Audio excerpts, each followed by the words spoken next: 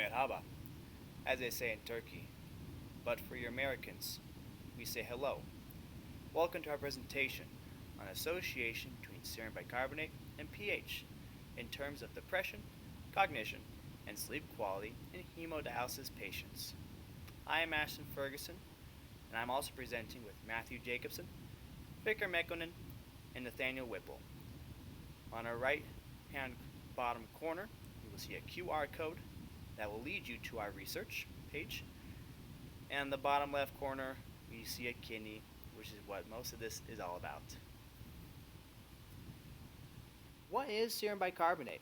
Well, it is the amount of bicarbonate, HCO3, that we have in our blood, thanks to our kidneys. Lovely. Now, this information isn't too important, so I'll be quick about it. There are two forms of acidosis, metabolic and respiratory. And since there's an acidosis, there's also an alkalosis. Alkalosis is when we have a high pH due to the loss of acids and also due to other mechanisms which we will talk about later in the semester. Good luck with that. And acidosis is when we have a low pH due to the increased amount of acids and hydrogen cations. Also respiratory and metabolic. Respiratory refers to the insufficiency of the lungs in terms of the CO2 count in the serum. And metabolic refers to the kidneys and their insufficiency to filter out the bicarbonate in the serum. In metabolic acidosis, we can see two things happen. We can either see a large anion gap, or we can see a non-anion gap. We will talk about one of those in our results later for you to find out. And we focus on patients that had hemodialysis. Now, those people, they have had excessive kidney failure for a while now, in which there is a high percentage that have mortality and morbidity. Morbidity is sickness. They have low cognitive function. They are relatively unhappy in their life, so they have high depression. They do not get enough sleep, and their quality of life has lowered. However, no previous study has investigated these relationships between the pH, venous bicarbonate, and anion gap with depression, sleep problems, and cognitive function in hemodialysis patients. But in this study, thankfully, we investigate these relationships. You're welcome. Now, why is this important? Well, did you know that 1 in 7 adults have kidney disease? And 90% of those people are unaware they even have it. Wow. Better get yourself checked out, maybe. And now, I'm going to give you just a little revelation from God here. Know ye not that ye are the temple of God. From 1 Corinthians 3:16. So, you better make sure your body is healthy and proper. I bet you didn't know this, but metabolic acidosis, unlike respiratory acidosis, is very difficult and takes a long time for the kidneys to reach a safe and controllable state. Basically homeostasis. Unlike respiratory is really quick and readily able to stabilize itself. So you better make sure that you get checked pretty often, I guess, if you think you have troubles. And now let's listen to Matthew on how we got our participants and how we decided who stays and who goes. Take it away, Matthew. So now we're going to talk about a little bit more about our patients, but we first have to talk about some of the patients that did not make it into the study. Some of them were not willing to participate. Some of them had chronic obstructive lung disease, which affects their acidosis, obstructive sleep apnea, which we wish we did not exclude from the study, as we will discuss this a little bit later, acute coronary syndrome, limb amputation, Alzheimer's disease, antidepressant medication, and restless leg syndrome. All of these conditions prevented people from participating in our study. Out of the 90 patients that were applied to be part of the study, only 65 of them were approved. The 65 that were approved had various diseases that affected the kidney, as shown in this pie chart, such as diabetes, hypertension, and amyloidosis, or preeclampsia. These diseases inhibited the function of their kidneys, which contributed to their acidosis and were qualified to join our study. Out of those 65 that were approved for this study, in which we will continue with, 36 were male, 29 were female. The average hemodialysis duration was 7.25 years. 19 people had coronary artery disease, and we will get to that in just a bit. 21 were smoking, 44 were non-smokers, and this is important because smoking causes damage to the kidneys. 29 people decided they were economically happy, 36 decided they were economically unhappy, and this is important for our study to see if there is a correlation between economic ability and metabolic acidosis. And now we are on to the education, in which there's a primary, secondary, tertiary, and university. Primary is essentially the elementary grades. Secondary is essentially high school. Tertiary is essentially college, and the university is med school, which I hope you all get into, hopefully. Then we have the average pre-dialysis systolic blood pressure, and we see that it's very high, which also causes damage to the kidneys and causes differentiation between how the kidneys can filtrate the blood. And same goes with the diastolic blood pressure, which was also just a bit high too.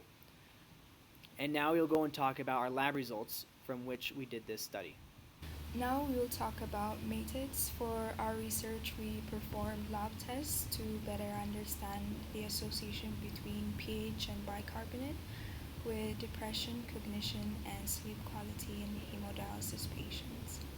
Our lab tests were taken 2 days of dialysis along with fasting blood tests. This means that our patients were not going under hemodialysis station just for 2 days. A venous blood gas analysis was performed before each hemodialysis session to calculate the pH and bicarbonate levels in their blood. And to sustain the validity of our lab results, we made sure that our patients were not undergoing oral bicarbonate replacement therapy, which would increase their bicarbonate levels, as well as alkali therapy, or taking any antidepressant medications. The most common feature of chronic renal failure is metabolic acidosis, and we want to better explain what metabolic acidosis is by using these lab results we got from our patients. The balance of bicarbonate ions and hydrogen ions is important in maintaining the pH levels in our body. And our kidneys are responsible for the reabsorption of 85% filtered bicarbonate, as well as creating new bicarbonate in the proximal tubule.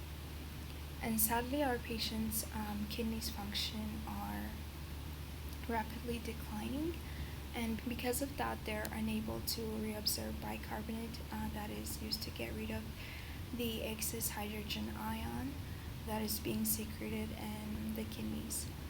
And that is why we see here a decreased level in their pH, as well as a decrease in their bicarbonate levels on their lab results. This also further explains how the excess concentration of acid accumulation caused their pH levels to be lower or more acidic in their lab results. Something interesting here is that their chloride ion concentration is in with the normal range. This is due to the presence of non-anion gap metabolic acidosis. Non-anion gap metabolic acidosis occurs when the kidney excrete excess bicarbonate and the body increase the amount of chloride ion to fill in the non-anion gap. In continuation with the methods, we used the Beck depression test, the Psqi test, and the SMNE test to examine our subjects. Below each of these tests are an example of questions that are found on them. The Beck Depression Test, you might have heard of it. It was actually used in the recent trial with Amber Heard. The Beck Depression Test is 21 questions ranging of several answers that gauge whether or not you are mentally fit or if you're depressed. Some of them include physical fitness and your overall mental quality. The PSQI test, the 0 is a very good score for sleep. That's like perfect, godlike sleep. 21, horrible, did not sleep, and your sleep quality is terrible. You don't want 21. The average score for our subjects is actually 16, so these guys aren't very happy. The SMNE is a test that covers whether or not you're cognizant. The questions would contain stuff such as what year is it, what room we're in, and what time of day it is. If you don't know that, that's very sad. So, when we were testing, we tested for 4 main variables: albumin, presence of CAD, venous bicarbonate, and venous pH. From the data we've collected, we have determined that venous bicarbonate and venous pH is the most significant result out of the 4 variables that we were testing. Significantly more important than albumin and presence of CAD, we found that the higher the pH in the body, the better your sleep. And venous bicarbonate actually will act as a buffer to lower pH change.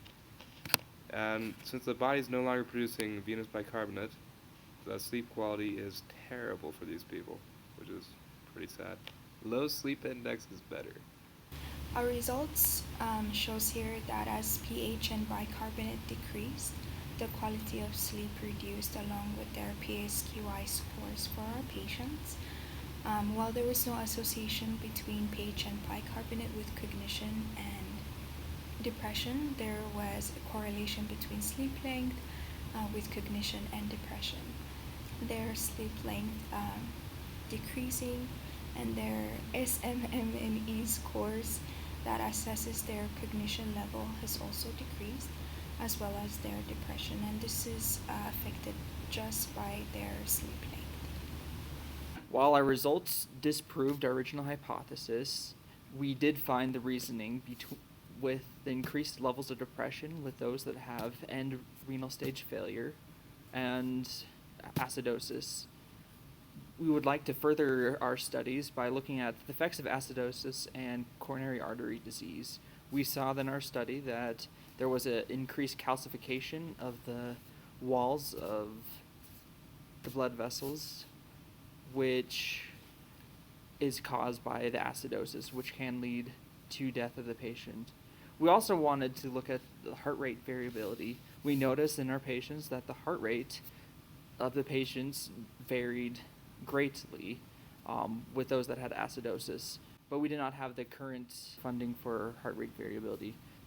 Another subject that we would like to further study was obstructive sleep apnea. We said earlier that this was excluded from our study, but we wish it didn't, as we saw that sleep apnea and acidosis have a correlation, as acidosis can cause a constriction of the airways of the lungs, which then causes further acidosis.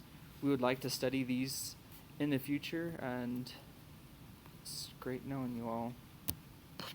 As we say in our home country, Teshekular. Thank you.